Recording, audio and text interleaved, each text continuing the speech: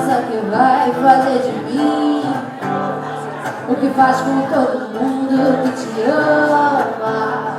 Acho bom saber que pra ficar comigo vai ter que mudar.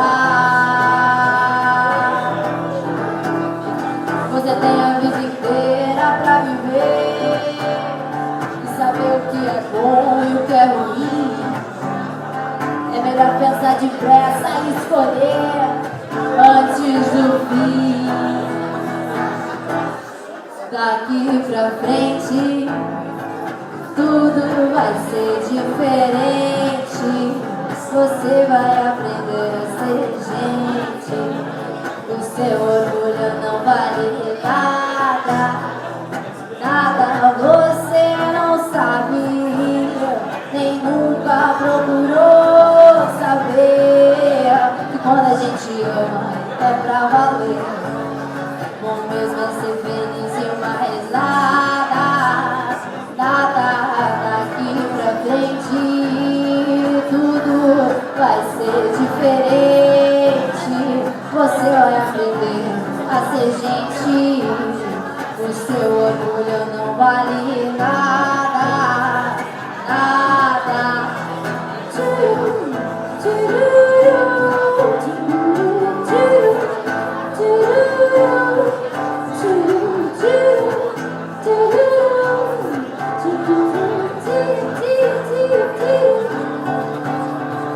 Nada melhor do que não fazer nada, só pra tentar enrolar com você. Nada melhor do que não fazer nada, só pra tentar enrolar com você.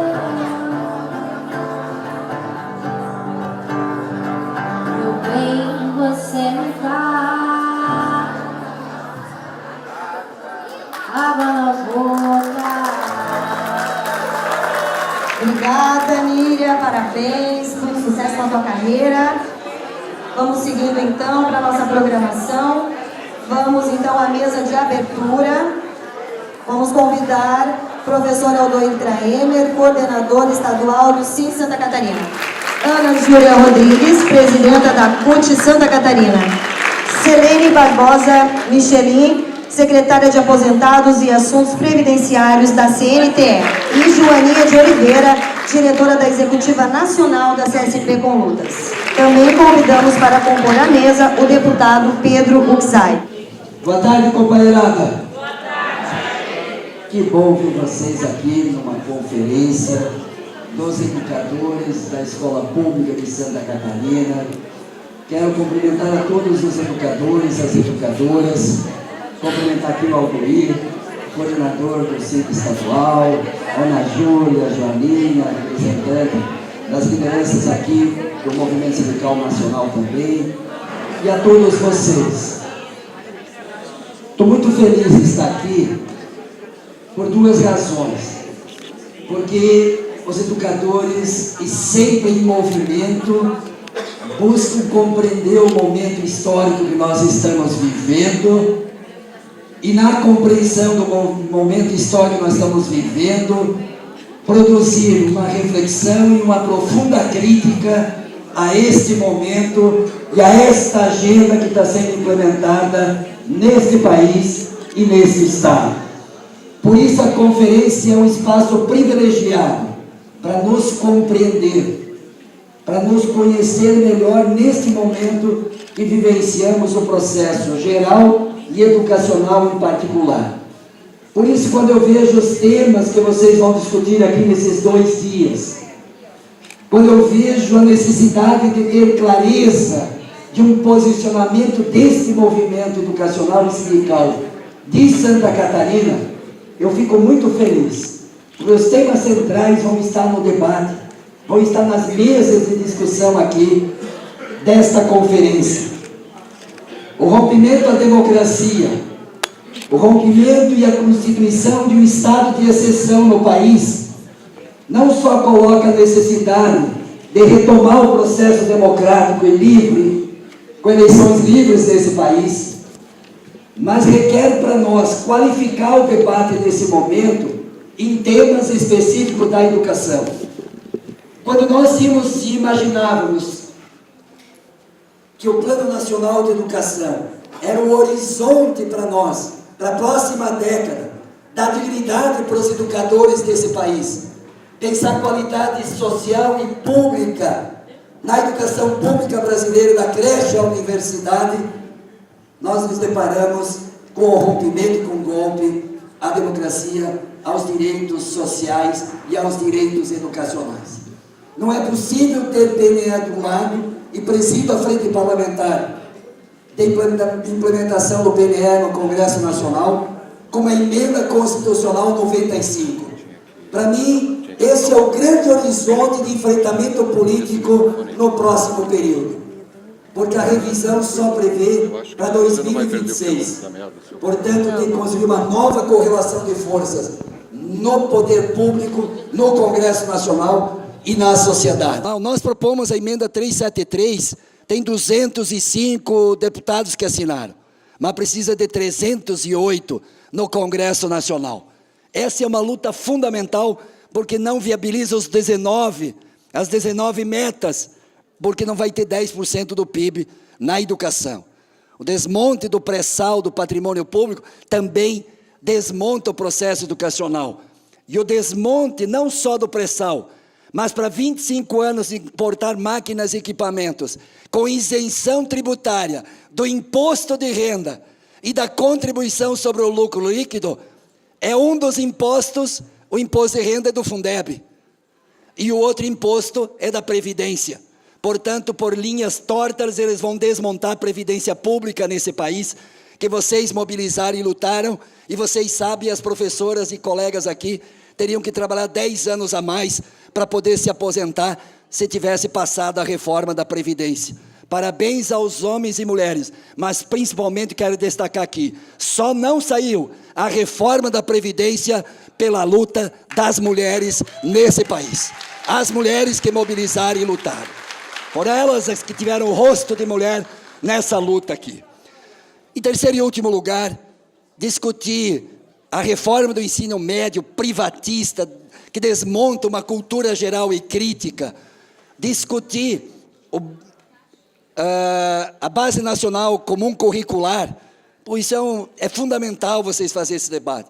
O PNE, discutir esses temas nacionais, junto com a emenda constitucional, junto com a democracia, junto com a necessidade de um projeto político brasileiro. Então, como professor, como educador, quero desejar aqui uma excelente conferência, crítica profunda a esse momento atual no Estado e no país.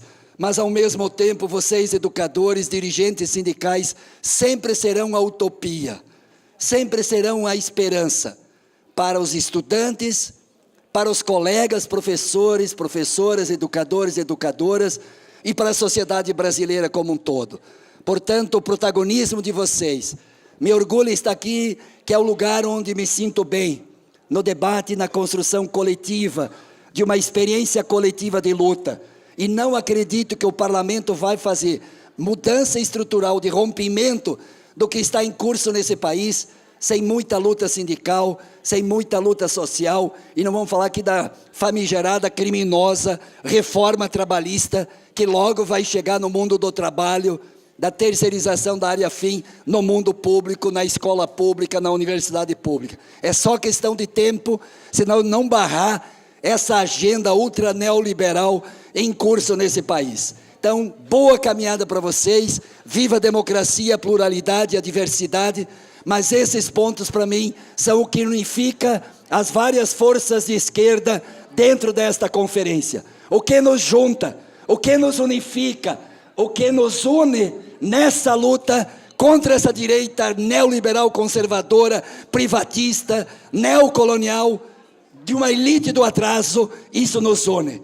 E a defesa dos direitos da classe trabalhadora e da escola pública, da universidade pública e dos educadores e educadoras nos une nessa luta e nessa caminhada. Um grande abraço, boa conferência para vocês todos, para nós todos, e tenho uma esperança profunda, porque vocês estão em movimento, e nesse movimento nós não vamos se acovardar, nós não vamos afrouxar, nós não vamos fazer desse momento omissão histórica, mas ter protagonismo histórico de mudar esse país para um país mais decente para todos e para os educadores da escola pública. Viva a escola pública, viva os educadores! Vamos passar a palavra agora para a Joaninha de Oliveira, diretora da Executiva Nacional da CSP com Lutas. Boa tarde à mesa, ao Pedro, a Ana Júlia, representando a Central, a companheira que representa a CNTE, o Aldoir, coordenador do Cinti. Boa tarde a todos, e particularmente todas as mulheres que estão nesse evento, porque eu sei, como mãe, que para a gente participar ativamente na luta da nossa categoria ou na nossa militância política, a gente precisa ter uma relação muito grande com pessoas que possam ficar com nossos filhos, ou acolher nossos filhos, ou fazer, inclusive, dentro do machismo que ainda existe, deixar comida pronta para marido. Que não é o meu caso, mas é o caso de muita gente que está nessa sociedade. Então, a nossa luta, a luta das mulheres, é uma luta muito importante. Queria, em nome da CSP com Lutas, saudar essa conferência e, ao mesmo tempo, já começar, como o meu tempo de intervenção é pouco, lamentar que nós não estamos em nenhuma mesa de análise, nem do PNE, nem de terceirização, nem da precarização, nem dos parâmetros curriculares, das bases nacionais curriculares, tampouco de conjuntura, uma vez que nós somos 40% enquanto oposição dessa categoria no Estado. E a oposição não é uma coisa pessoal. A oposição são diferenças políticas e dentro dela existem nas próprias oposições diferenças políticas entre elas. Por exemplo, nós somos daqueles que já fizemos 2 encontros nacionais de educação e não achamos que o PNE tem qualquer coisa de progressivo para a educação brasileira. O PNE é um plano de metas e, lamentavelmente, não foi aprovado aquilo que o plebiscito da sociedade brasileira disse, que seria os 10% do PIB para a educação já. O PNE, ele privatiza, ele legaliza, junto com o Fundeb, a institucionalização dos desvios das verbas para a educação. Nós estamos acompanhando a reforma do ensino médio, que não é do Temer, é também do Temer.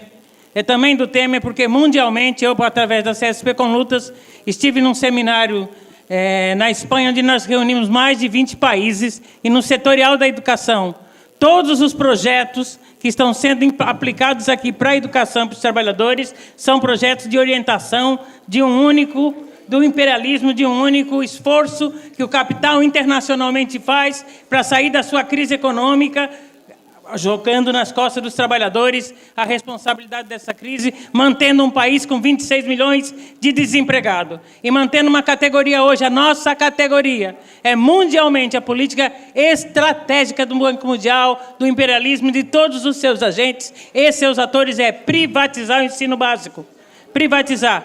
E o privatizar significa fechar escolas, fechar SEDUPs, significa fazer com que o EJA, o decreto do Temer, que reduz para 40%, que o decreto dele que diz que 40% pode ser ensino à distância e que todos os EJAs, todos eles serão online, significa colocar uma camada grande dos filhos dos trabalhadores sem acesso à educação, porque sequer tem internet, sequer tem acesso a ela. Então, o que significa demitir os professores do EJA? O que significa aumentar a terceirização junto com a reforma trabalhista, junto com a reforma da Previdência. São pacotes internacionais que o capital se utiliza deles. Mas nós precisamos derrotar esses governos. E é preciso dizer fora Temer. Mas para fazer fora Temer, fora todos os seus capachos, é preciso ter uma nova greve geral nesse país. Lamentavelmente, a greve geral que estava marcada para 30 de junho, pelas maiores centrais sindicais, ela foi desmontada. Foi desmontada pela CUT e pela CTB. E aí nós conseguimos, no nível da consciência política, nós conseguimos impor isso que o deputado falou, o arquivamento da reforma da Previdência, temporariamente, porque o próximo governo, como é uma exigência internacional, tentará de novo colocar em pauta a reforma da Previdência. E a reforma da Previdência é o fim da aposentadoria. Não é que vai ter mais idade, não vai ter mais aposentadoria, a reforma que eles querem. E transformar a educação é barrar todos os projetos dos governos, não dá mais para ser isolado. Tem que ser, obviamente, nas suas instâncias da categoria decidido, o enfrentamento unitário com os demais trabalhadores. Não há, por mais que digam, Não há um dia nesse país que não tenha uma luta da educação. Não há um dia sequer. Eu estava no Rio de Janeiro, porque a minha tarefa é representação da Central, e eu peguei as bombas de gás lá no Rio de Janeiro. Bomba de gás. Minas Gerais, o governo é do PT. O governador Pimentel não está pagando em dia os trabalhadores da educação do Minas Gerais. E eles deliberaram no seu Congresso. Não pagou, parou. E mesmo assim pararam mais de 15 dias para ter a primeira parcela do pagamento. Mesmo assim tiveram. Portanto, todos os governos de todos os partidos aplicam o plano de ajuste. E é por isso que a saída que tem os trabalhadores é a saída da luta, da organização própria e da derrota, independente se é a favor de um governo ou não, independente do seu partido. Independente disso, o papel do movimento é derrotar os governos, derrotar todos os pacotes. Nós estamos à disposição disso. Queria deixar um grande abraço, eu vou sair hoje no final da tarde, uma boa conferência e espero que a gente se levante como sempre se levantou. A categoria de magistério, eu sou dela desde 1980, fizemos greve em todos os seus governos e estaremos juntos, porque a nossa unidade tem que estar acima da nossa divergência. Unidade na luta, com as divergências, com as coisas sendo ditas. Um abraço a todos, muito obrigado e parabéns pela conferência. Com a palavra, Ana Júlia Rodrigues, presidente da CUT Santa Catarina. Boa tarde. Boa tarde, cumprimentar cada delegado e delegada. Quero saudar a mesa, cumprimentar a Joaninha. Uma saudação especial à Selene, secretária dos aposentados da Confederação Nacional dos Trabalhadores da Educação. Nós temos uma categoria afiliada no SINT, a maioria aposentados, então, nosso carinho. Cumprimentar o Aldoir, nosso coordenador, e o deputado Pedro Kizai, que nos orgulha quando nos representa no Congresso Nacional, em todas as defesas da educação pública e dos direitos da classe trabalhadora. Nenhum momento nós ficamos com vergonha de você, Pedro, porque Santa Catarina, nos demais, temos 2 e os restantes nos envergonham pelas medidas que tomam no Congresso Nacional. Mas eu quero falar em nome da Central e cumprimentar o sindicato no momento crítico, no momento de resistência, de muita luta, reunir os trabalhadores e trabalhadoras da educação para discutir educação em tempos de golpes. Para nós, da CUT, sempre tivemos o lado e dizíamos, em 2016, tirar a presidenta Dilma era um golpe contra a classe trabalhadora. E hoje nós estamos sofrendo pelo golpe da classe trabalhadora. Porque a unidade se constrói na luta, sim, é verdade. Mas no momento que nós dizíamos que o golpe não era para tirar somente o PT do poder, mas tirar os direitos e os avanços. E aonde foi que atacaram? Na educação. O piso, para alguns era cavalo de Troia, mas para nós trabalhadores era uma vitória da classe da educação, que não tinha um piso de norte a sul do país, a diferença salarial. Todas as reformas feitas por esse governo golpista no ensino médio e realmente na educação, a retirada de direitos que já foi lembradas aqui, com certeza vão ser lembradas no debate do que estão fazendo com a educação no país. Mas eles estão tirando o direito dos nossos filhos ter acesso à universidade, dos filhos dos nossos netos, Pedro, ter acesso à universidade. Eu tanto briguei por uma faculdade pública, mas meu filho, quando chegar, não vai ter mais. Porque o governo golpista está acabando, está fechando a universidade, está fechando os institutos federais, sucateando os institutos federais, sucateando a educação. Então, para a classe trabalhadora hoje, o dia do basta não se faz com discurso, não se faz greve com discurso, se faz na construção. E nós vamos construir o dia do basta, um dia do basta de desemprego, basta de reformas, basta do aumento do combustível, do gás de cozinha, do transporte escolar, do transporte coletivo, porque aumentou o transporte coletivo. Nós temos que dialogar com a sociedade e dizer que esse governo que está não nos representa e que para mudar esse país, sim, nós da Central Única dos Trabalhadores temos lados e defendemos a liberdade do presidente Lula, sim. Nós queremos Lula livre para que tenhamos eleições, porque eleições sem Lula é fraude. Por isso, Nós vamos chamar o basta para dar um basta a todas essas reformas, Pedro. E eleger Pedro, eleger tantos outros, Joaninha, que vão para lá para defender a classe trabalhadora. Sendo da esquerda, nós defendemos, que defenda os trabalhadores e que não fique do lado da direita dizendo que não é golpe. Um grande abraço e vamos construir o dia 10 de agosto. Vamos fazer desse estado em Santa Catarina, a Rosane que está aqui, que é da CUT Nacional. Nós vamos fazer desse estado de Santa Catarina o que nós fizemos em 28 de abril. Nós tivemos greve em toda Santa Catarina, não por toda, em toda Santa Catarina, tá? Para não ter lembrança do passado, né? Então vamos... E quero dar um abraço a todos, em nome da Central Única dos Trabalhadores, e dizer que o dia 10 vamos construir a unidade com todas as centrais que vêm para construir um grande dia no Estado, um grande dia de paralisações, de fechamento de empresas e tudo mais, para que possamos realmente termos e resgatarmos de volta os direitos da classe trabalhadora. Convidamos, então, para compor a mesa a deputada Luciane Carminati, que chegou aqui na nossa conferência. Boa tarde! Boa tarde às mulheres, boa tarde aos homens, aos companheiros da luta, da educação, que é a luta da nossa vida, é a luta da nossa, é a causa da nossa vida, da nossa história, da nossa profissão, da nossa dedicação, do nosso compromisso.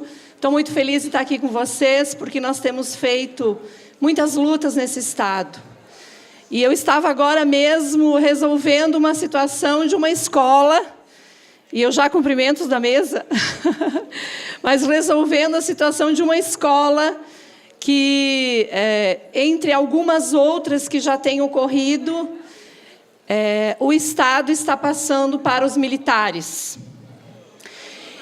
Mais uma escola de uma forma extremamente autoritária, arbitrária, sem discutir nada com a comunidade escolar, os professores, os estudantes, sabendo pela mídia, e os militares escolheram esta escola e os alunos terão que ir para outra escola. Então, olha o que está acontecendo no nosso estado de Santa Catarina. Nós estamos, então, acompanhando todas as lutas da educação.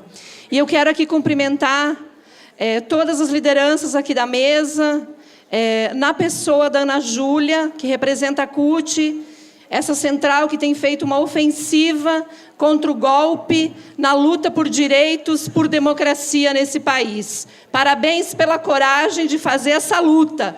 Quiçá todas fizessem, né? Quiçá todos fizessem. A gente teria muito mais luta, resistência na rua. Cumprimentar aqui o Alduir, que representa em nome do Alduir todos os dirigentes, os atuais dirigentes, os coordenadores, cumprimentar todos os dirigentes do Sinti, meu colega Pedro, professor, que temos feito uma dobrada de resistência na educação laica, né, numa luta bonita, que precisa ter muito mais força, mas a gente também precisa olhar que uma voz na Câmara Federal é fundamental, e a voz da educação é fundamental, e a voz na Assembleia é fundamental.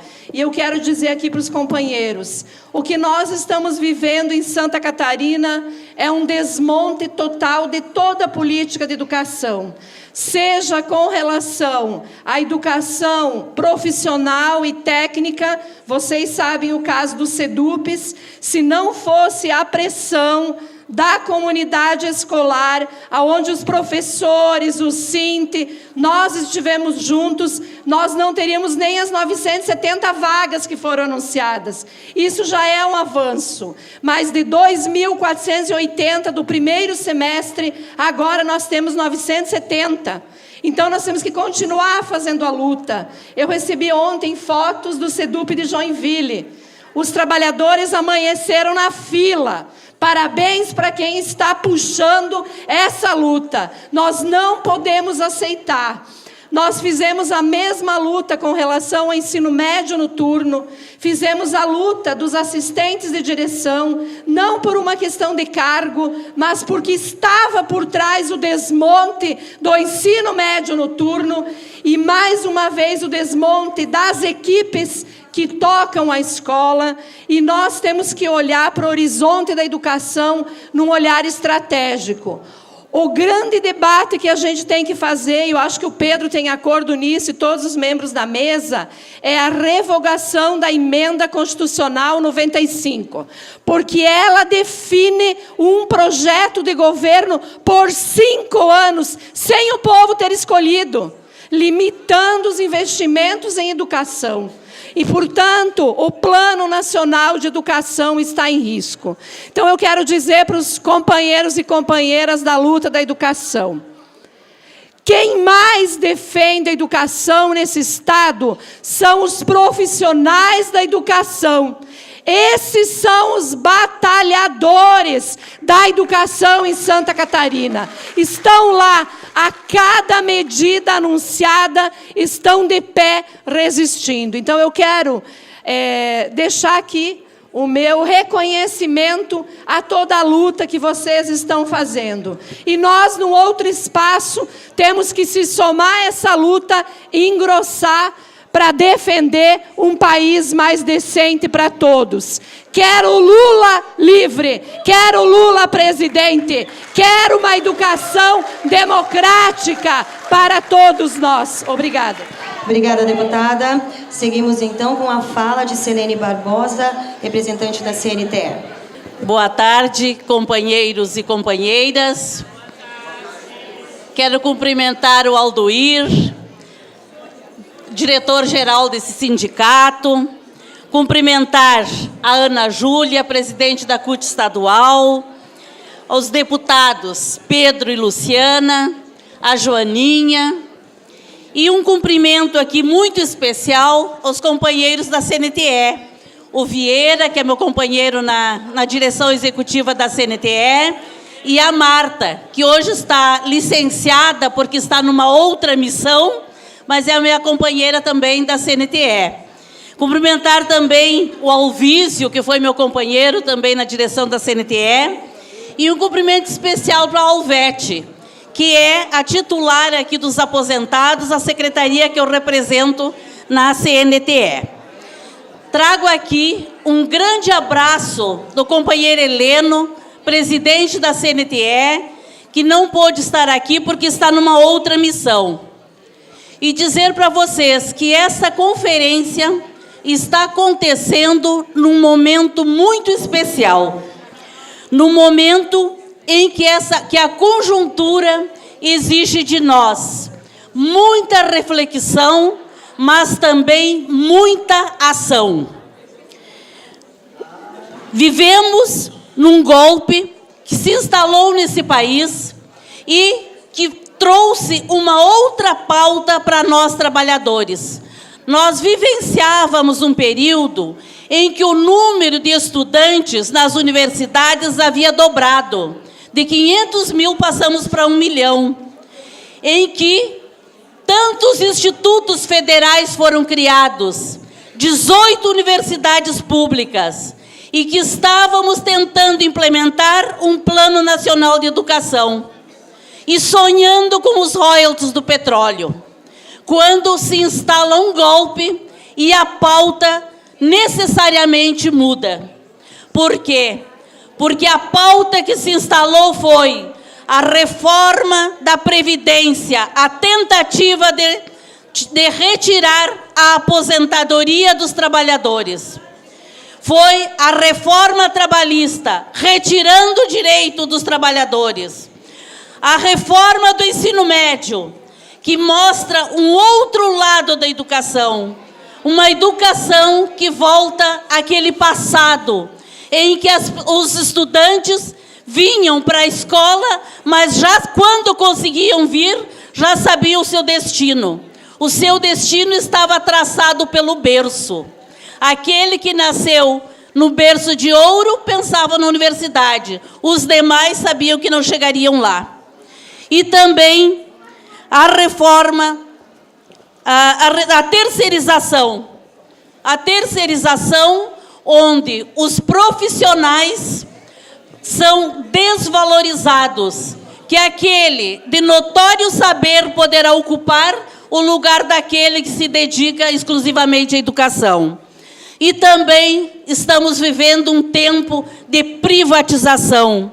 Privatização da Petrobras, da Eletrobras, da entrega do patrimônio público, a entrega das nossas riquezas. Estamos perdendo a soberania. Portanto, é preciso que a gente também reaja. E a CNTE fez isso desde o primeiro momento. No momento em que o Fórum Nacional de Educação foi desmantelado, juntamente com outras entidades, criou o Fórum Nacional Popular da Educação, para que ali se conseguisse discutir educação.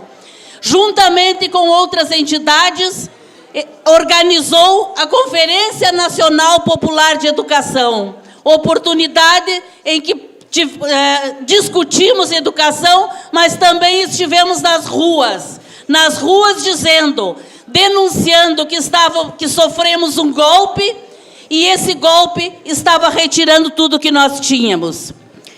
Portanto, estar nessa luta é defender a democracia, é defender o Brasil, é defender os direitos, porque enquanto nós estivermos vivendo nesse estado de exceção, muitas outras emendas constitucionais virão, muitas outras PECs virão, e assim por diante. Nós precisamos retomar a democracia.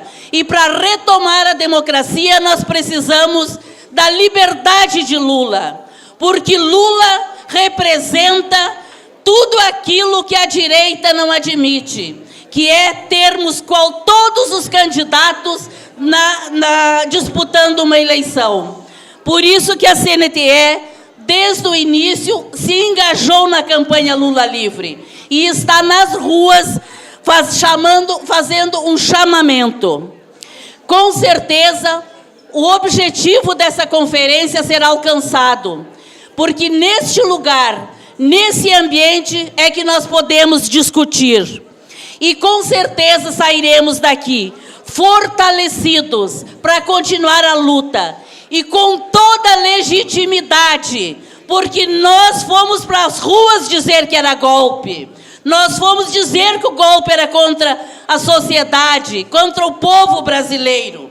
E agora nós estamos vendo as pessoas reconhecerem aquilo que a gente falava. Portanto, nós éramos poucos, mas estávamos na rua.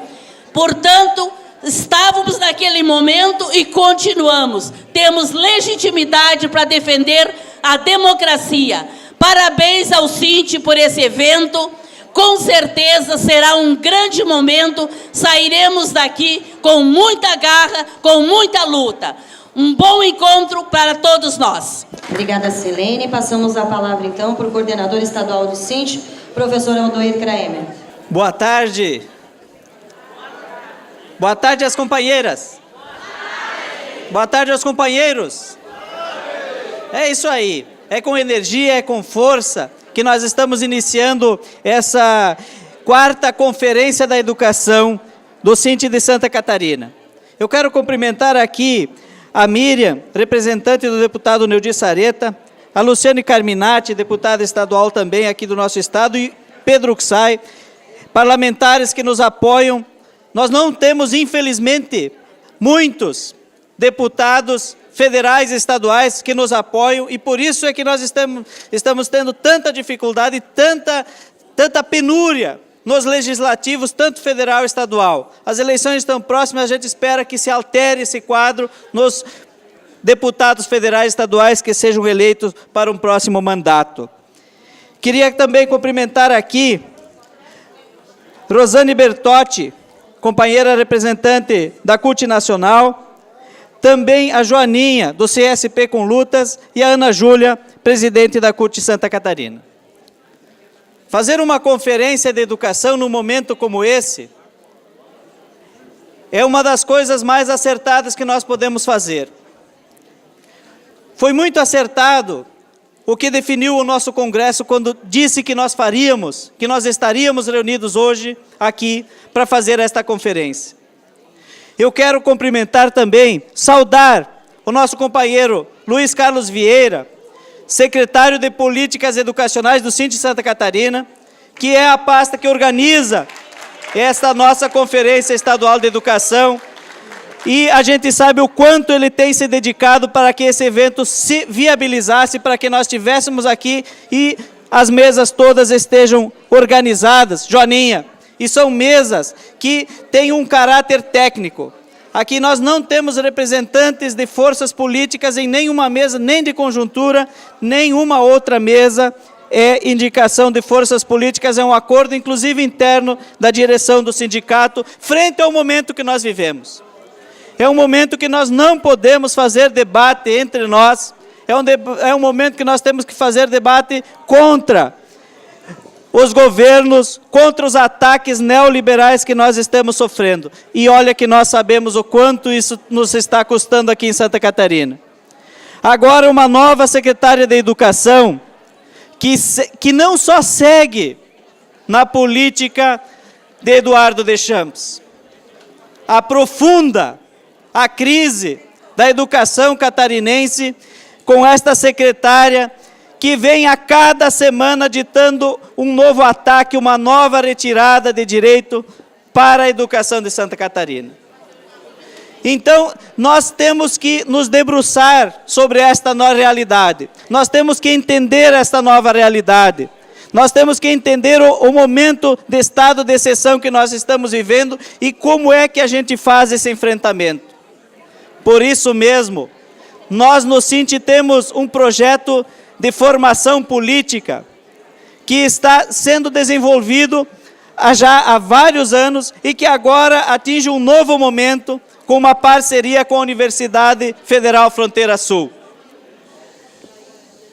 É muito importante que nós nos apropriemos das políticas educacionais neoliberais que estão em curso em nosso Estado e o que nós ainda teremos que enfrentar. O Pedro já nos deu aqui uma dica do grande desafio que é derrubar o congelamento dos gastos públicos. Aqui no nosso Estado também temos congelamento dos gastos públicos. Para 2 anos está congelado o orçamento do Estado de Santa Catarina.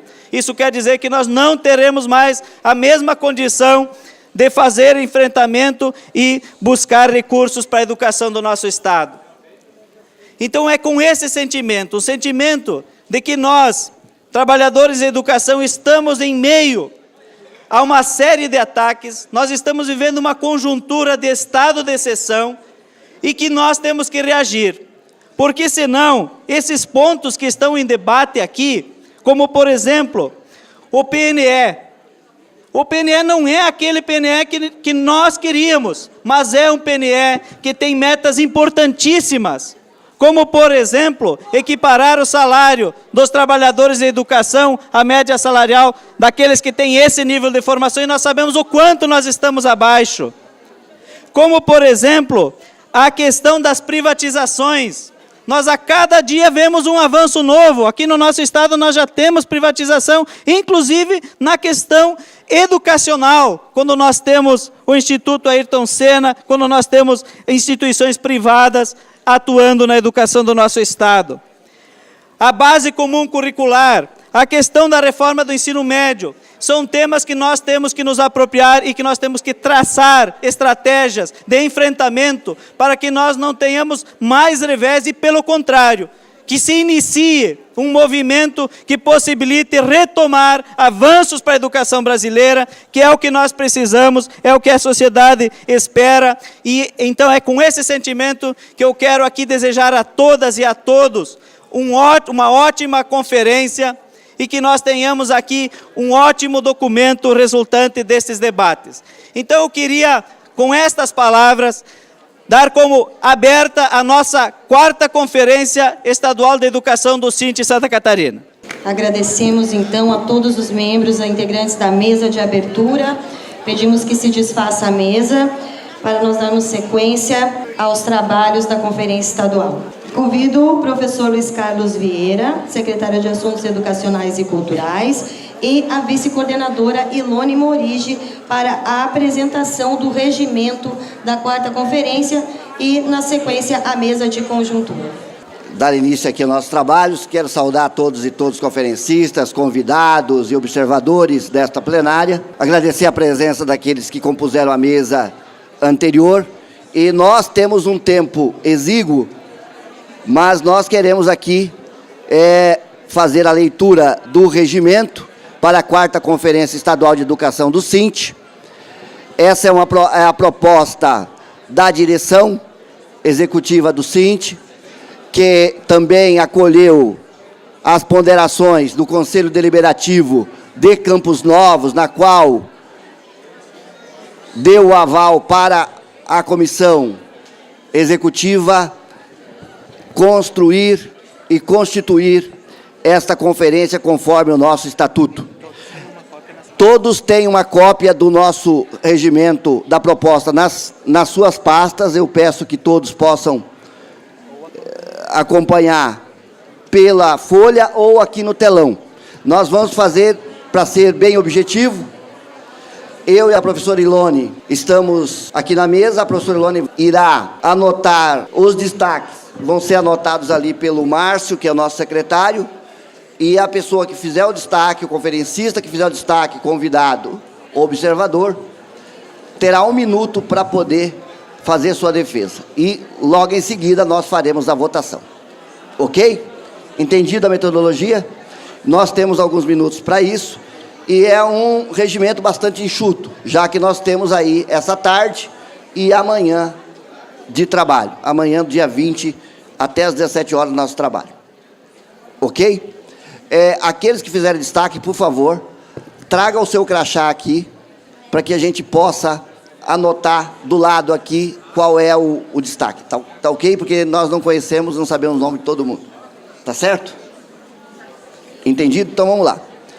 Regimento para a 4ª Conferência Estadual de Educação do SINT, da sede e duração.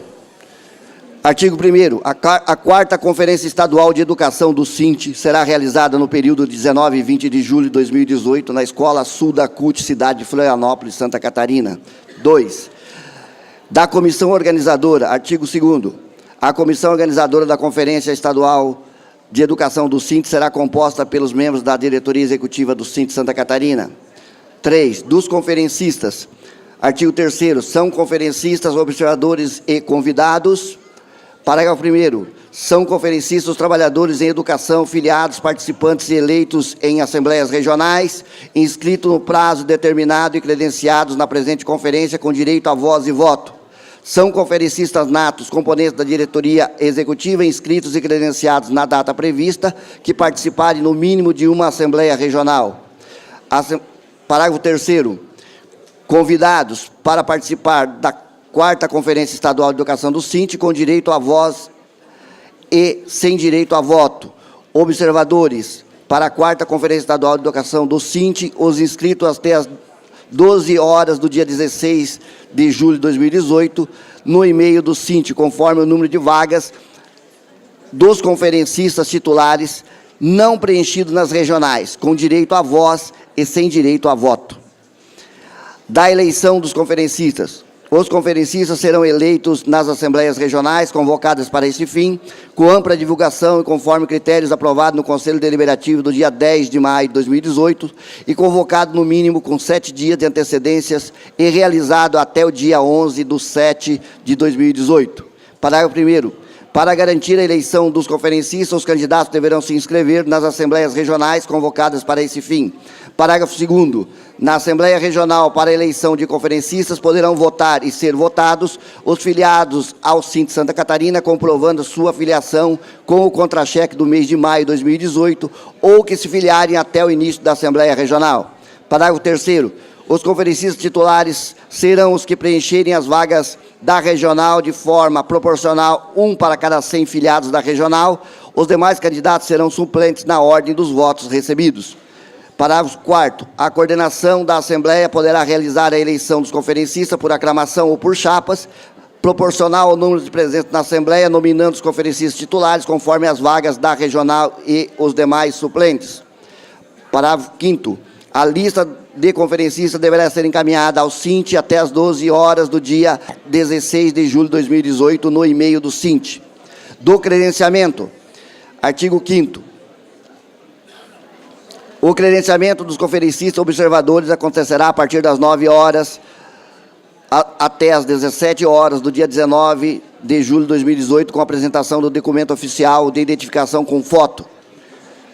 Parágrafo 1º. A substituição do conferencista pelo suplente durante o prazo de credenciamento será feito mediante declaração da coordenação regional até às 17 horas do dia 19 de julho. Parágrafo 2º. Não haverá nenhuma hipótese de reposição de crachás. Parágrafo 3º. O credenciamento feito por funcionários indicados e supervisionados pela comissão organizadora da 4ª Conferência Estadual de Educação do SINT Santa Catarina. Parágrafo 4º. Caso houver recursos dos conferencistas referentes ao credenciamento, deverão ser apresentados à coordenação da 4ª Conferência Estadual de Educação do SINT, que colocará em deliberação após a última mesa de trabalhos do período vespertino do dia 19 de julho de 2018. 6. Dos trabalhos da conferência. Artigo 6º. A conferência contará com abertura, leitura e votação do regimento. C. Painel de análise de conjuntura. D. Mesas de trabalho dos temas. E. Trabalhos em grupo. F. Plenária final e encaminhamentos. Parágrafo único. A programação da Conferência de Educação do SINT obedecerá à seguinte ordem. Dia 19, início dos credenciamentos, 13 horas, apresentação cultural, mesa de abertura, apresentação e votação do regimento. 14 horas, painel de análise conjuntura, mesa sobre privatização da educação e debate. Mesa sobre PNE e debate. 18 horas, mesa sobre reforma do ensino médio e debate. E 19h30, jantar. Dia 20, 8h30, mesa sobre BNCC e debate. 10 horas, trabalhos em grupo sobre os temas apresentados nas mesas. 12 horas, almoço. 14 horas, mesa da plenária final. E 17, encaminhamentos, apresentação de moções e encerramento. Das mesas. As mesas serão coordenadas por membros indicados pela coordenação. Artigo 8º. No debate das mesas, os conferencistas, observadores e convidados terão direito do uso da palavra por até 3 minutos. Artigo 9º. A inscrição será mediante a apresentação dos crachás, credenciamento na mesa de coordenação, de acordo com a ordem de chegada dos crachás e conforme o tempo para o debate do tema. 8º. Trabalhos em grupo. Artigo 10. Participam dos grupos com direito à voz e votos, conferencistas com direito à voz e voto, os observadores e com direito à voz, os observadores e convidados. Artigo 11. Os trabalhos em grupo serão compostos por conferencistas, observadores e convidados, identificados entre si no ato do credenciamento, que optarem pelo tema, até o número máximo de vagas disponíveis nos grupos. Artigo 12. Cada grupo elegerá um conferencista que coordenará os trabalhos no grupo e um relator que apresentará as propostas na plenária final. Artigo 13. Cada conferencista, convidado e observador terá direito a fazer uso da palavra durante os trabalhos em grupo, pelo tempo máximo, 3 minutos, respeitado a ordem de inscrição e o tempo dos trabalhos em grupo. 9º. Da plenária final. Artigo 14. Somente as propostas que obtiverem acima de 50%, mais um dos votos dos conferencistas presentes no trabalho em grupo, serão apresentados na plenária final e, se aprovados, serão incorporados nas resoluções finais da conferência. Artigo 15. Na apresentação das propostas vindas dos trabalhos em grupo da plenária final, cada relator terá 10 minutos para a apresentação e o tempo máximo de apresentação e debate das propostas de cada tema será de 45 minutos. Artigo 16. As propostas divergentes poderão ser supressivas, receber emendas aditivas ou modificativas. Artigo 17. Os conferencistas que apresentarem divergências poderão manifestar-se destaque da proposta durante a apresentação de cada grupo e ao final de 3 minutos, terão 3 minutos para apresentar e defender a sua proposta e em seguida será procedida à votação. Artigo 18. Todas as votações realizadas durante a conferência serão feitas utilizando o crachá do conferencista através da visualização por contraste. Nos casos onde não for possível a aferição do resultado da votação por contraste, será realizada a contagem. Artigo 19. As moções deverão ser entregues na Secretaria do Congresso até às 12 horas do dia 20 de julho de 2018. E artigo 20. Os casos omissos no presente regimento serão resolvidos pela comissão organizadora da Conferência Estadual de Educação do SINT Santa Catarina. Destaques, professora. Tá. Temos um destaque no artigo 6.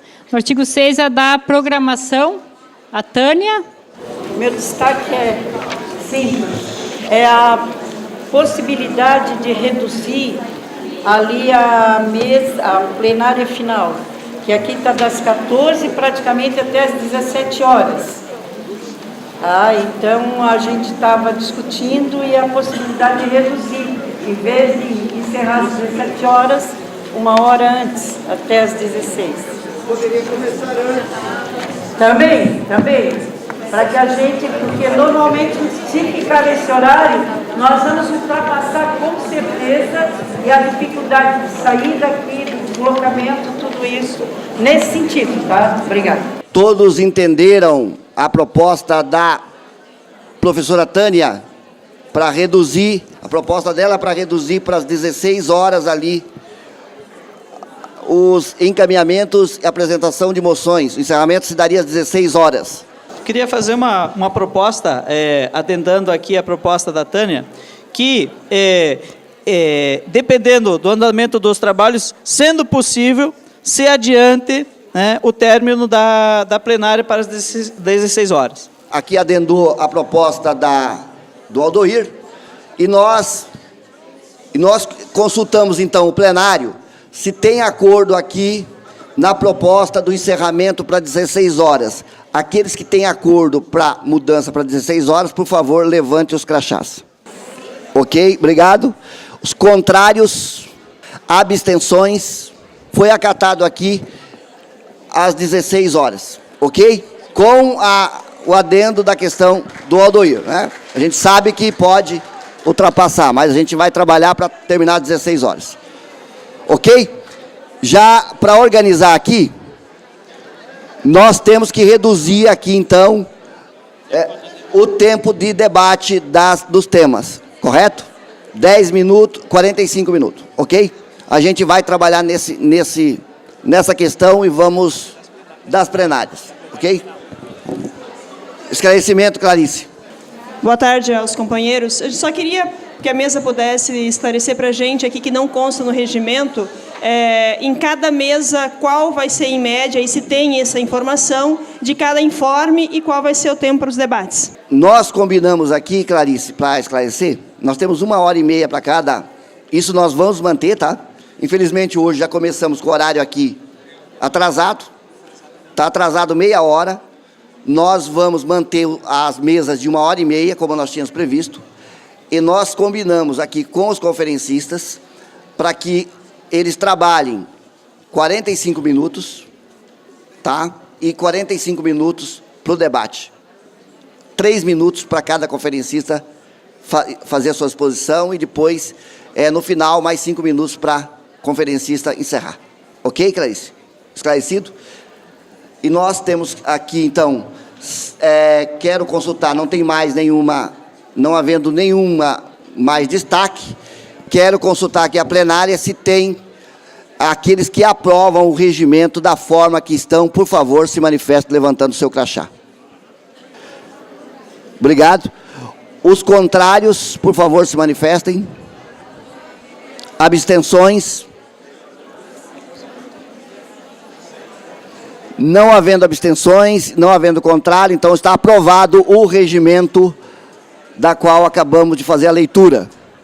E nós vamos fazer o esforço aqui para cumprir os horários. E nós temos agora o próximo ponto, já com meia hora de atraso, é a mesa da conjuntura. E já quero aqui chamar para fazer a conjuntura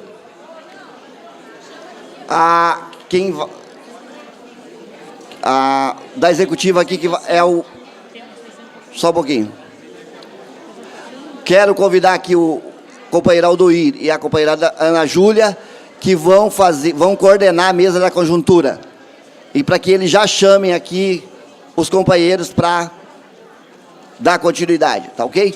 Naira, vem dar a palhinha de encerramento mesmo, até para dar uma... Porque a tarde toda vai ser de debate, né? E quando as minhas pernas não puderem aguentar, levar meu corpo junto com meu samba e o meu anel de bomba, entrego a quem mereça usar. Eu vou ficar no meio do povo espiando, minha escola perdendo ou ganhando mais um carnaval. E antes de me despedir, deixo ao sambista mais novo o meu pedido final, final, final. Antes de me despedir, deixo ao sambista mais novo o meu pedido final. Quem sabe canta aí comigo, vai. Não deixe o samba morrer, não deixe o samba acabar. O morro foi feito de samba pra gente sambar. Não deixe o samba morrer, não deixe o samba acabar. O morro foi feito de samba, não é meu forte, de samba pra gente sambar. Mas quando... Muito obrigada, gente! Obrigada, Naira.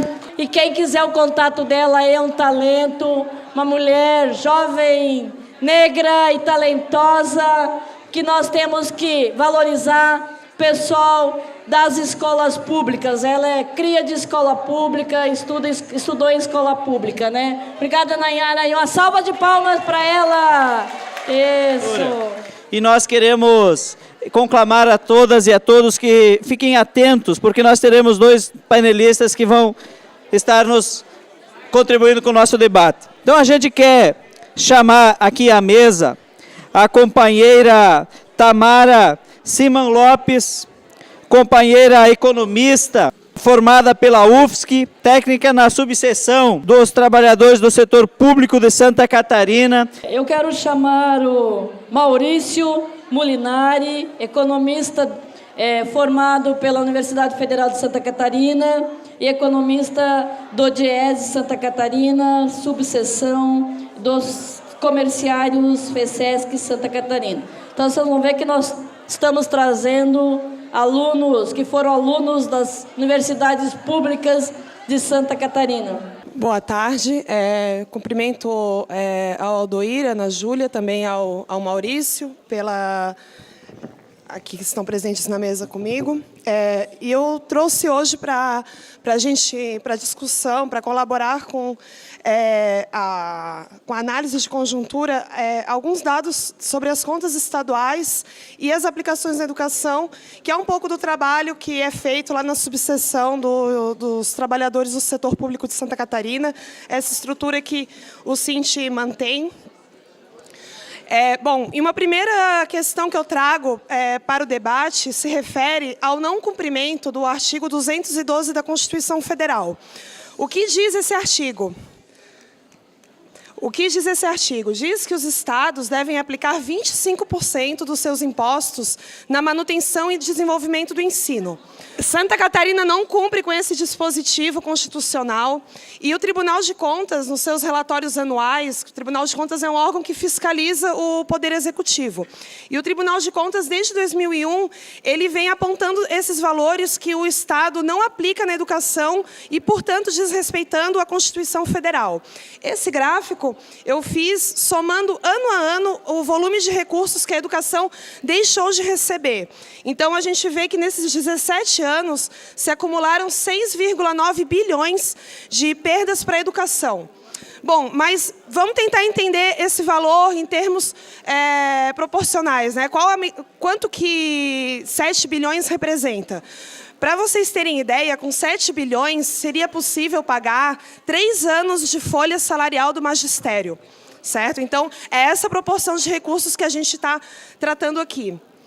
Bom, além do governo não aplicar os recursos constitucionais na educação, ele também promove uma política de renúncia de receita. Então, impostos deixam de ser pagos por grandes empresas e o controle do setor público, do Poder Executivo, ele não se dá, segundo o Tribunal de Contas, de uma maneira adequada. Esse gráfico que eu coloquei, ele é do relatório técnico do Tribunal de Contas, e ele mostra em amarelo a quantidade de renúncias fiscais que se estima que foram usufruídas em 2017 pelas empresas, e em laranja o que o governo controla.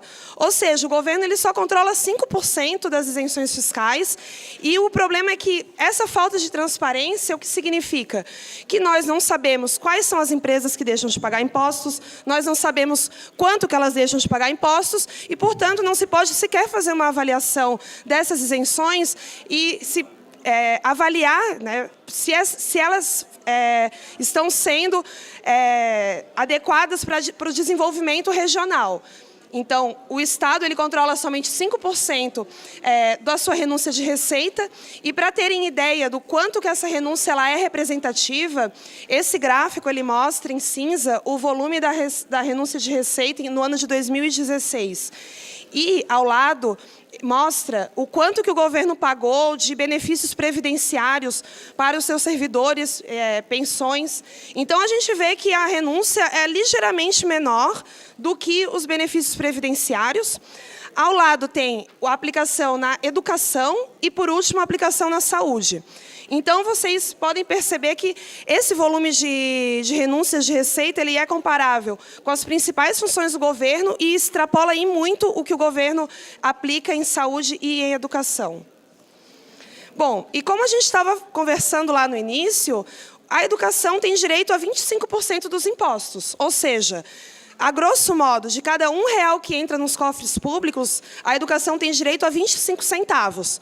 Bom, mas como a gente estava falando agora, o Estado ele abre mão de receber impostos. Então, esse gráfico ele faz então uma série histórica desde 2011, mostrando o quanto que se estima que a educação deixou de receber ano a ano em função das renúncias fiscais. Somando esses valores, a gente chega em 4,5 bilhões.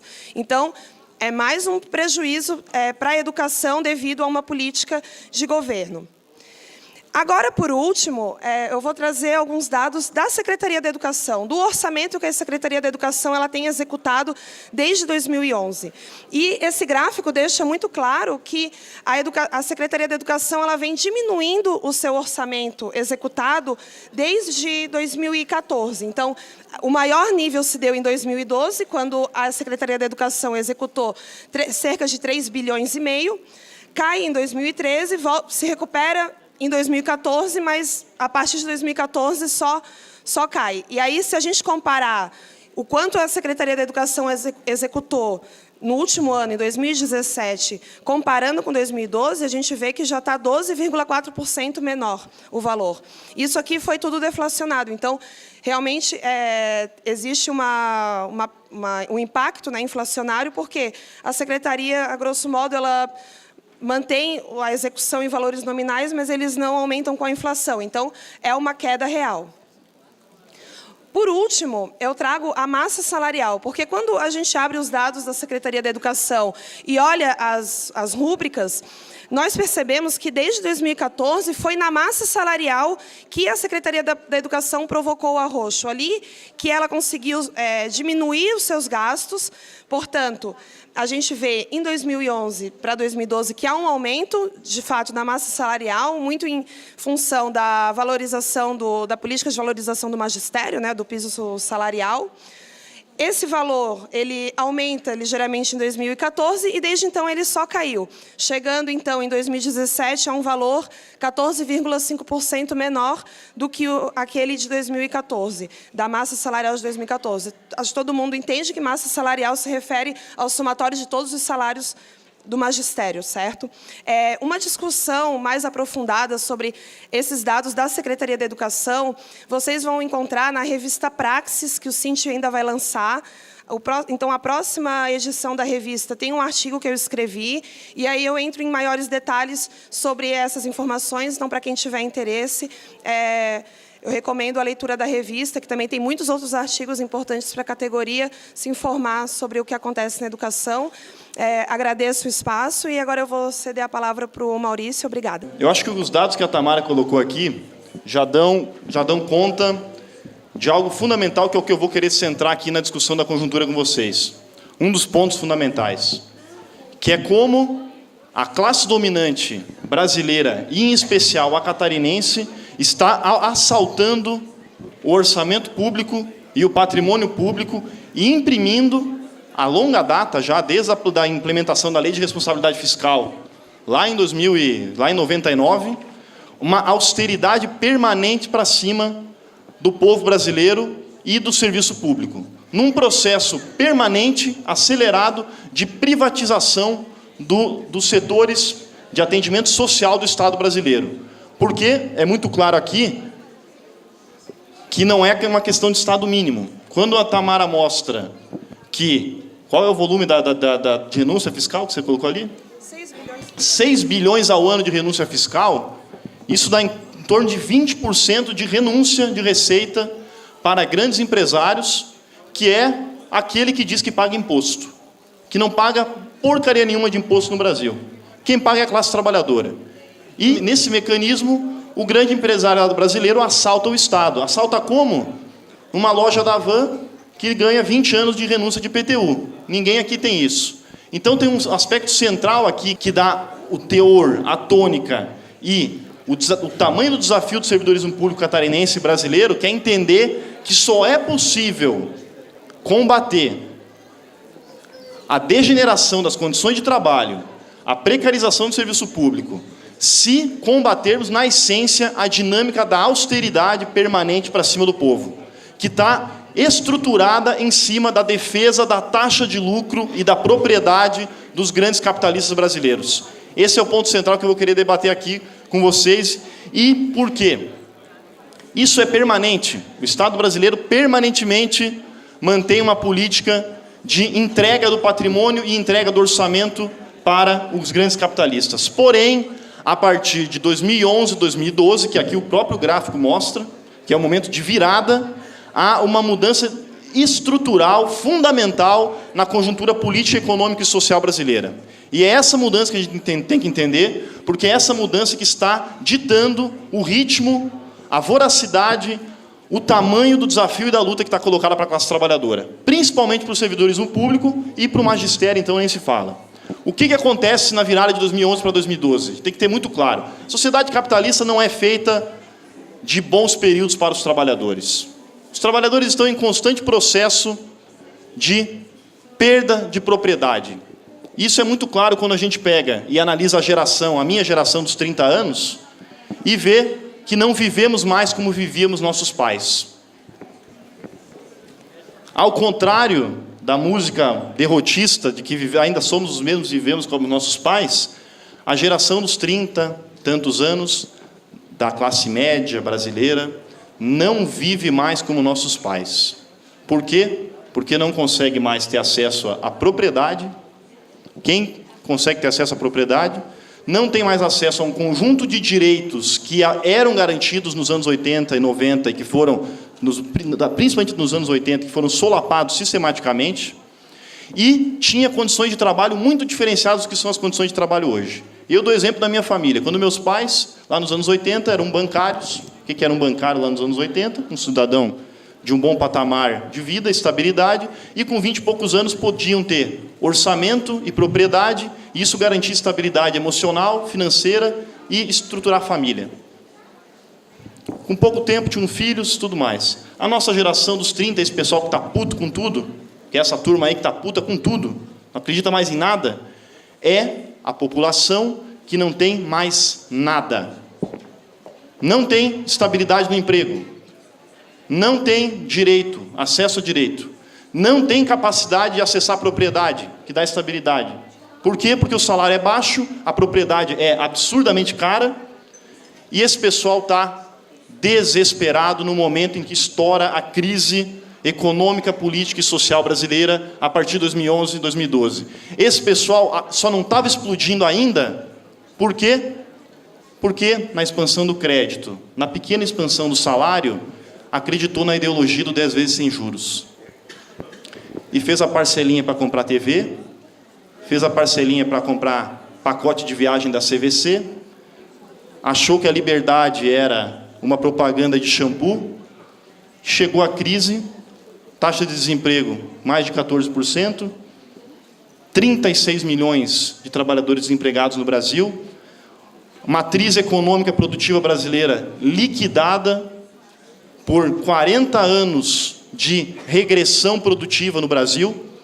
O Brasil, que se orgulhava, o orgulho burguês brasileiro, se orgulhava de uma indústria de autopeças forte, uma indústria montadora, etc. Agora tem que se orgulhar do agro. Agro é tech, agro é pop, agro é tudo, não é a ideologia dominante agora. O que resta para a juventude quando vê as suas possibilidades de inserção nessa cadeia produtiva degradada, baixíssimos salários, mutilação, porque agro é tech, agro é pop, agro é tudo, é perder a mão cortando frango.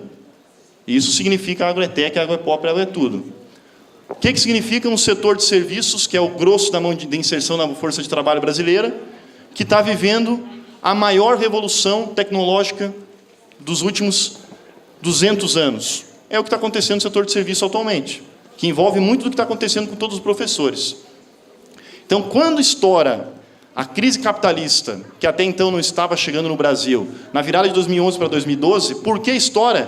Porque acabaram os bons preços maravilhosos dos produtos de exportação, minério de ferro, soja e petróleo. O Brasil, na regressão produtiva violenta que vive há muito tempo, desde a liberalização da sua economia, lá nos anos 80, cada vez mais dependente da exportação de produtos agrícolas e minerais. Quando cai o preço desses produtos, é deflagrada a crise dentro do Brasil. A crise capitalista aparece como? Não aparece como uma crise onde falta consumo. Não aparece como uma crise onde falta demanda. Aparece numa crise onde os grandes empresários capitalistas, ao cair o preço das commodities, notam imediatamente que caiu a sua taxa de lucro. Taxa de lucro para quê? Não é taxa de lucro da mercearia da esquina, da bela economia aqui da Ponta das Canas, que só se ativa no verão, quando o grande setor hoteleiro ganha muito aqui. A taxa de lucro necessária para reproduzir... Ah, vou derrubar? Eu estava vendo, não vou derrubar não.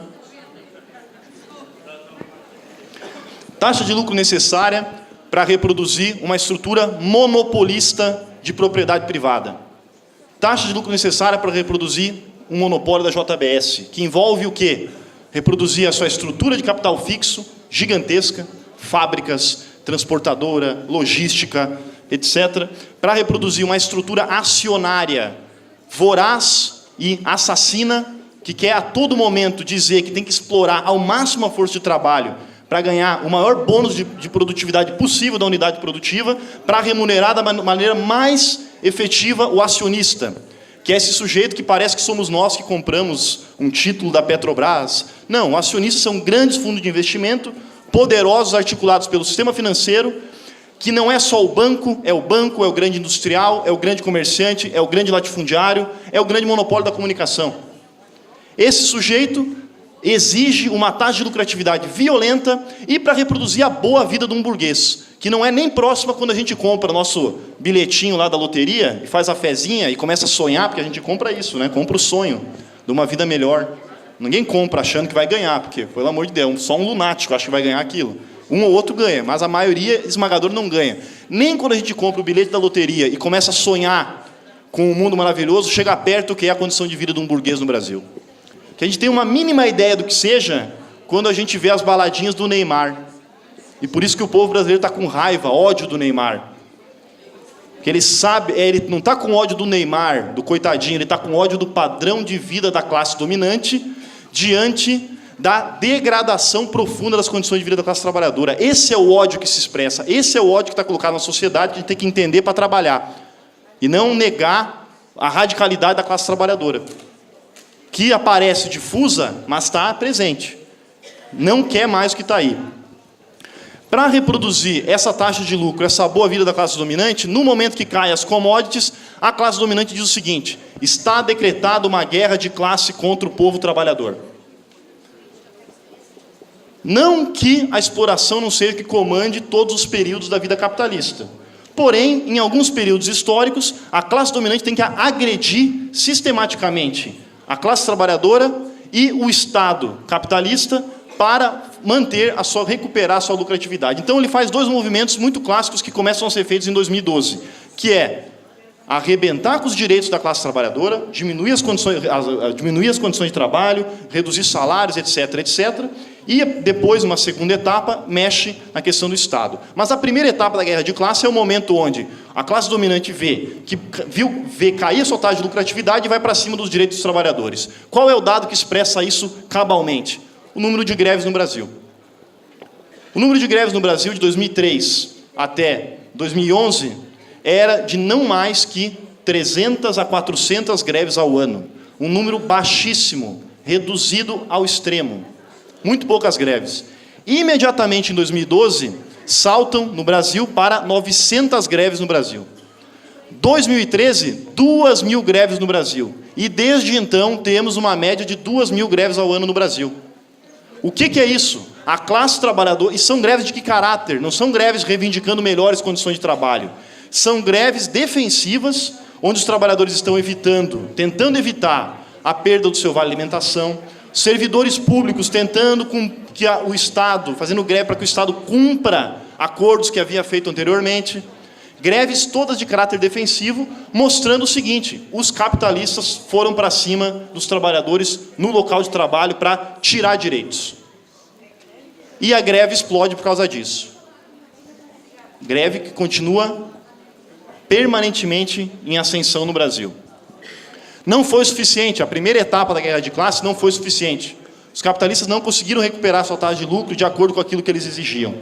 Diante do quê? Da maior crise capitalista global do último século.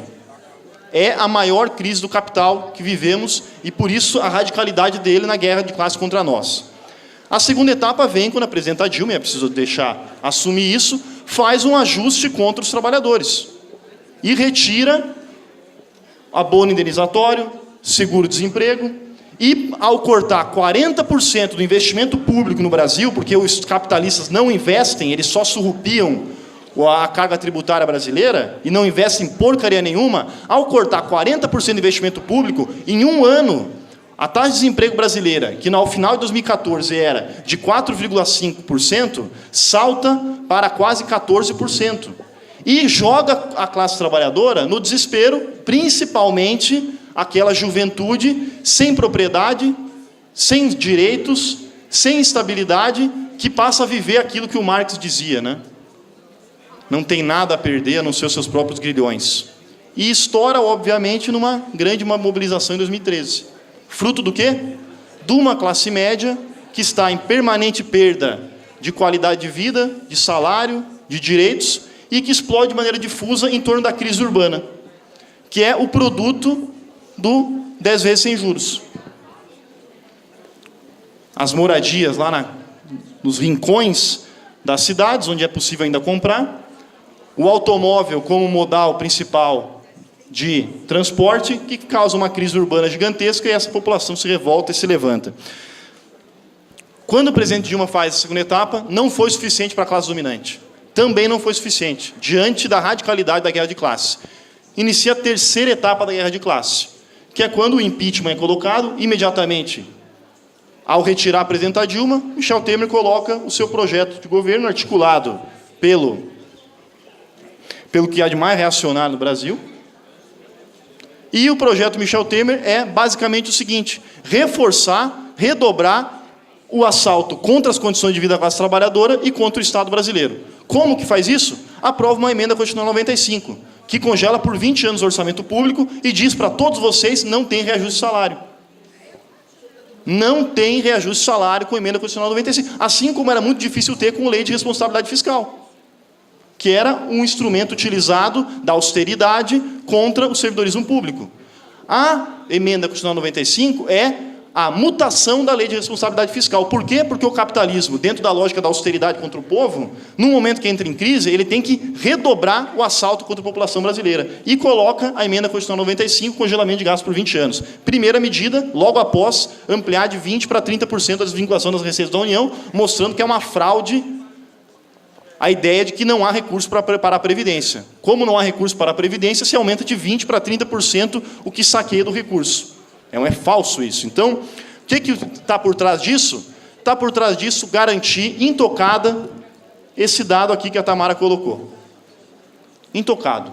Não mexe na renúncia fiscal, que é uma forma de assaltar o Estado, não mexe na sonegação de impostos, que no Brasil, estimativa da ONU, não é nenhum órgão comunista internacional, a ONU diz que em torno de 12,8% do PIB brasileiro é sonegado. Não é sonegado por mim, que tenho 27,5% de tributação na fonte, e tudo que eu consumo, até essa água aqui, tem imposto, é sonegado por quê? Por quem pode sonegar, pelo grande empresário.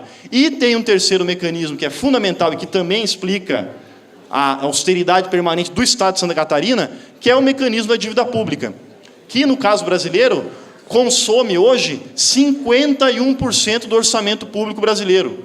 É destinado para o pagamento de juros, amortizações e refinanciamento da dívida pública, que é essa coisa fabulosa que vai parar a injeção de lucratividade na veia dos grandes empresários brasileiros, que são os proprietários dos títulos. Esses três mecanismos é o que fazem que o Estado diga: redobra a austeridade. Não basta isso, tem que aprovar, e isso vai pegar feio com todos os trabalhadores brasileiros, aprovar uma reforma trabalhista, que é o ataque mais brutal que já tivemos contra os direitos da classe trabalhadora. Tem que essa reforma trabalhista faz, em grosso modo, que pega diretamente com o servidor público e com o professor. Em primeiro lugar, ela permite uma redução drástica, brusca, do valor da força de trabalho. Ao tirar um conjunto de direitos, ela reduz o valor da força de trabalho. Segundo, e o que é fundamental, ela permite que um conjunto de novas tecnologias de exploração da força de trabalho sejam implementadas diretamente no processo produtivo. E vocês, não por acaso, o que mais está começando a pegar é o ensino à distância, é o teletrabalho, é o sistema de tutorias. Essa é a jogada do capital. Para cima do quê? Para cima do setor de serviço. É um modelo Uber, de uberização da força de trabalho, que é o seguinte: um aplicativo que pode ser criado e que vai dizer, num cadastro de ACTs, que a forma jurídica já está dada, um cadastro de ACT, desesperados por emprego, e que vai surgir uma vaga lá na escolinha, lá do Ribeirão da Ilha. E ele bota no aplicativo. E o professor que está mais desesperado vai lá e aceita a vaga por qualquer tipo de remuneração. Esse é o modelo que está se abrindo para o setor de serviço no Brasil, principalmente para o setor público. E quando casa isso? Emenda Constitucional 95, congelamento dos gastos por 20 anos.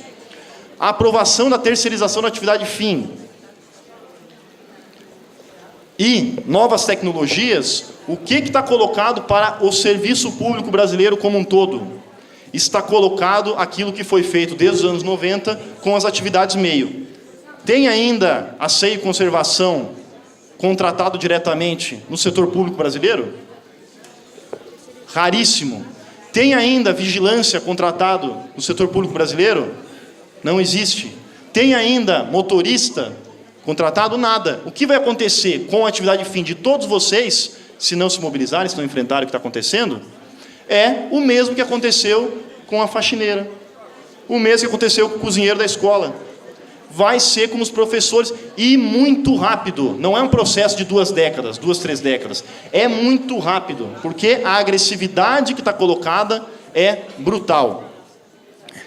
Então, se a gente não entender que esse é o desafio, A gente não vai conseguir encontrar nenhuma forma de resistir.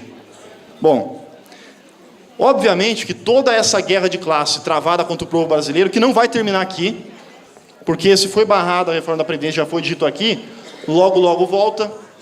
E as declarações dos economistas da ordem, aquele Zé Gravatinha do mercado financeiro, que vai lá no Jornal da Globo falar e fala bonito para enganar a classe trabalhadora, as declarações são as seguintes: que a reforma da Previdência apresentada pelo Temer no ano passado, aquela pior, antes da modificação, etc., era apenas 70% da necessária. É o que está dito. Qual que é o ponto que eles querem também? Acabar com a estabilidade do setor público. Está dito, vai ser pauta em breve. Qual é o outro ponto que está colocado? Orçamento 0% vinculado. Está colocado. Não tem mais nem reivindicar os 10% constitucionais, que vai acabar qualquer vinculação. 25% constitucionais, aqui no caso do Estado, né, mas no PNM. Esse é o projeto da classe dominante para o povo brasileiro. Esse é o projeto da classe dominante. Ou a gente faz uma forte aliança com o povo, que está sofrendo os impactos disso, ou a gente não resiste. E vai ser tratorado. Só que tem um fato interessante disso tudo. A crise econômica e a resposta que a classe dominante deu à crise econômica capitalista, porque não era uma crise nossa, ele jogou para cima do povo a crise, colheu os impactos. E o povo está completamente descrente de tudo o que viveu até aqui. O povo, a tônica quando você conversa com qualquer pessoa é a insatisfação generalizada. E os inimigos que a gente diz que são invencíveis, como lá o prefeito de São Paulo, que ia ser o novo líder nacional, João Dória, tendo que administrar a guerra de classe, imediatamente foi liquidado pela conjuntura. Então, fantasma não serve para entender o que está acontecendo. Se escorar em fantasma para não ir para a pancada, para ir para a briga, não serve para segurar o que está acontecendo. Dizer que está vindo aí uma onda fascista, o demônio lá na esquina, não serve para entender o que está acontecendo. O que está acontecendo é a degeneração acelerada das condições de vida do povo e o povo dando as respostas possíveis dentro disso. Desesperado, é o desespero que comanda. Então, tem uma função aí para quem se diz vanguarda política, que é quem está aqui dentro, porque são aqueles, como diz na Grécia Antiga, quem faz política é quem tem tempo para pensar. E quem está aqui 2 dias pensando, tem uma responsabilidade política fundamental. Uma responsabilidade política fundamental. E política com P maiúsculo. Que é o quê? Organizar o povo. Organizar a classe para resistir. E não só resistir, porque ninguém se organiza na derrota. Porque resistir é acumular perda que nem acumulamos há muito tempo. E o sindicalismo se defronta agora com o esvaziamento da sua vida sindical. Por quê? Porque administrou perdas. E eu escutei isso lá do Alano, da FECES, dizendo o seguinte: qual era a pauta dos comerciários lá nos anos 80? Não vai ter trabalho aos domingos, não vai ter trabalho nos feriados, não vai ter banco de horas, não vai ter PLR, e tem tudo. E a classe trabalhadora tem uma certa razão em olhar para os sindicatos, porque perdeu muita coisa, em todas essas décadas, de dizer, opa, não confio muito. Tem razão. Tem uma razão aí que não deve ser desprezada para a gente construir um novo futuro que está colocado. Santa Catarina não é diferente. A guerra de classe, que foi deflagrada a nível nacional e a nível estadual, queimou as lideranças e esfacelou a chamada Tríplice Aliança. A chamada Tríplice Aliança, que era sólida como uma coisa construída pelo grande intelectual Luiz Henrique da Silveira, um grande político brilhante, que depois disso ganhou status de brilhante, não tinha nada disso. Mas essa Tríplice Aliança foi esfacelada no momento em que, a partir de 2012, 2014, foi colocado em xeque, primeiro, a condição da vida do povo, e segundo, a capacidade do Estado catarinense de continuar atendendo, tal como atendia, a farra financeira e a farra das desonerações. Isso está em xeque no Estado de Santa Catarina. E é por isso que tem vários candidatos, que antes eram todos unificados. A briga dos candidatos de Santa Catarina é em torno da questão da desoneração fiscal. Esse é o ponto. Porque, por exemplo, O setor comercial de Santa Catarina tinha acesso ao tal do PRODEC, que é um programa de desenvolvimento, e desde o final próximo de 2010, não tem mais. Maurício, só um pouquinho. O pessoal aqui a gente ouve mais a plateia que a fala do Maurício. Pedir, por favor, para todos colaborarem com silêncio.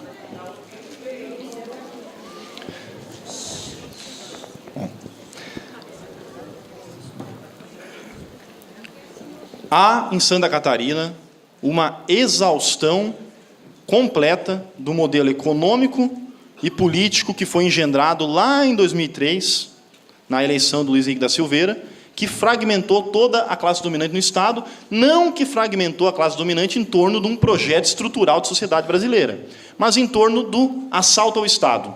Tem setores que estão se sentindo menos privilegiados e estão indo para cima do Estado e que se defrontou, a deputada deve ter acompanhado, no enfrentamento que teve aqui recentemente entre o setor comercial, que ia perder um conjunto de benefícios, para o setor industrial da Fiesc, que queria manter. Então, a classe dominante está fragmentada em Santa Catarina. Não em torno do que é estrutural. Em torno do que é estrutural, que é ferrar com a vida do servidorismo público, eles estão unificados. Então, todos os projetos que vêm aí da classe dominante são todos iguais. Que é o quê? Ampliar esse processo de assalto ao Estado brasileiro, ao Estado catarinense, que só pode estar sustentado pelo arroxo das condições de vida e pela implementação da nova lei trabalhista. Então, não há perspectiva de vida boa para a classe trabalhadora se não estiver profundamente organizada para dar resposta a esse ataque que está colocado. 5 minutos? Bom, eu vou para o final, então. Outro aspecto fundamental. Não estamos mais lidando com os donos da escola, da escolinha. Estamos lidando com a monopolização do setor de educação privado.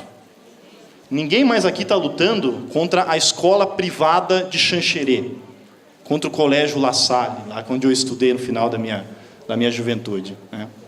E sei que é filho da classe dominante do interior, que é um negócio asqueroso. Estamos nos defrontando com a Croton, com a Anhanguera, com SESC e SENAI, que tem projeto, a Fiesc, bacaninha aqui, tem projeto para a educação catarinense. E vai instrumentalizar os seus instrumentos de educação, que é o SENAI, que é o SESI, a FEComércio usando o SENAC e SESC, são linha de frente na reforma do ensino médio. Os monopólios, a privatização completa do ensino médio brasileiro. Educação de nível superior, privatização completa, ensino à distância comendo solto, fechamento de cursos, à torto e direito. Curso de serviço social não existe mais, tem 2 cursos de serviço social no interior do Estado. Está aceleradamente fechando, por quê? Porque não dá lucro. E não precisa mais. E daí se defronta com um problemaço, que é o seguinte: formou uma massa de doutores no Brasil, só que não tem base produtiva real para empregar. O doutor no Brasil, que era o grande sonho, que era o sonho dos pais do doutor, o sonho do doutor não era esse. O sonho do doutor era ter boas condições de vida. O sonho do pai dele era ele tinha que ter educação, aquilo que eu não tive. Mas o meu sonho não era ter educação, o meu sonho era viver bem. O sonho dos nossos pais, que tiveram uma vida razoável, mas não tiveram ensino superior, era que a gente tivesse ensino superior. Então não estamos defendendo o sonho da juventude quando a gente defende ensino superior, gente. Eu quero ser bem franco. Quando se defende o acesso ao ensino superior como vitória para a juventude, está se ocultando o fato central de que massificou o acesso ao ensino superior, massificou os mestres, os doutores, mas não há possibilidade de inserção desses doutores no mercado de trabalho objetivamente. O setor de engenharia está liquidado, o setor de serviço de alta formação está liquidado, e o que tem? Trabalhador formado, doutor, trabalhando no Uber. Então, dizer que o acesso ao ensino superior é a grande conquista, não dialoga, seu papo é dialogar, com a massa da juventude dos 30 anos. Essa massa da juventude que é o quê? Que é a subversão das condições que estão dadas. Porque não vê futuro algum nas atuais condições. Não há futuro. Esse é o dado da conjuntura. Não há futuro.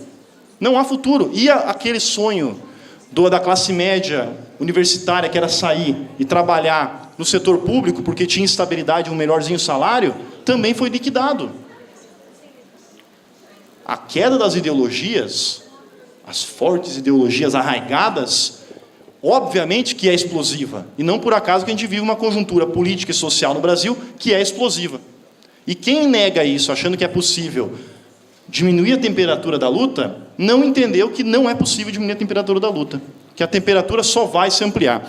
Não é tudo ruim nesse momento. Porque quando o povo deixa de acreditar em tudo, há a possibilidade de acreditar em algo novo.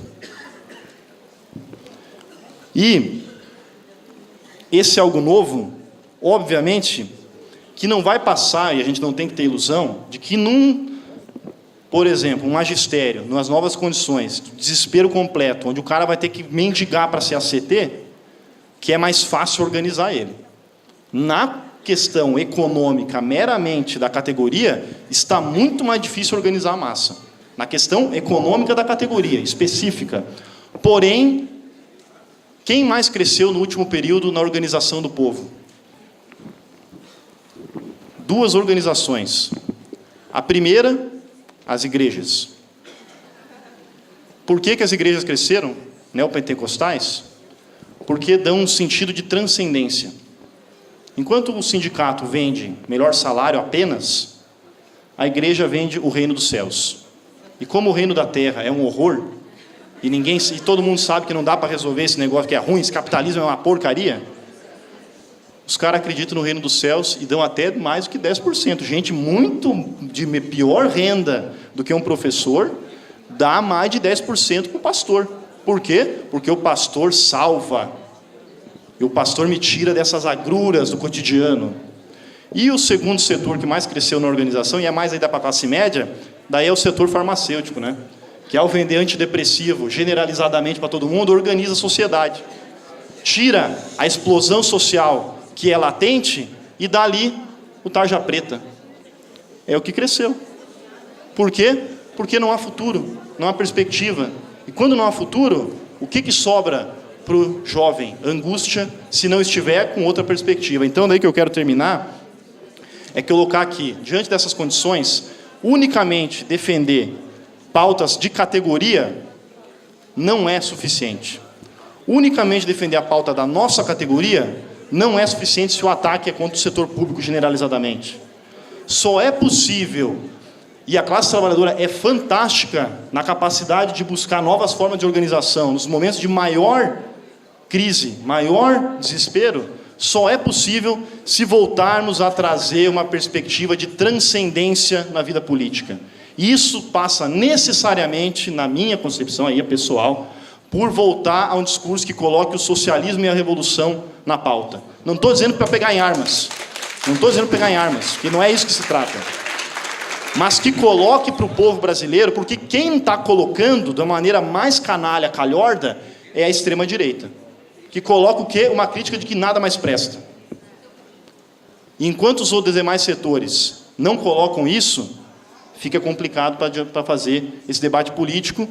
E, se não voltarmos a discutir socialismo e revolução, e introduzir isso no debate, e buscar as formas de fazer isso, porque o grande exército, isso eu termino por aqui para a gente fazer o debate, o grande exército se constitui em torno do tamanho da tarefa que lhe é dada. Se a tarefa é pequena, as forças que nós despendemos, a energia que nós depositamos, também é pequena. Se a tarefa é grandiosa, eu não sei nem se a gente chega lá, mas se a tarefa é grandiosa, as forças que depositamos, a energia, o vigor é muito maior, e aí a gente sai desse momento em que estamos vivendo, porque só vamos sair nesse momento que estamos vivendo se readquirirmos a capacidade de nos indignarmos com a situação que está aí e de colocar uma perspectiva muito clara para a classe trabalhadora, que é a da revolução e do socialismo. Se não tiver isso, eu acho muito difícil, e eu acho que a gente vai voltar a administrar perdas e cada vez mais ficar divorciado do povo trabalhador e principalmente da juventude. E o que vem da juventude depois não sei, alguém vai organizar. Se não for a gente, alguém organiza. Obrigado. A Tamara e o Maurício, pelos excelentes dados e argumentos que nos trazem, que servem para a base dos debates que nós vamos travar nas próximas mesas.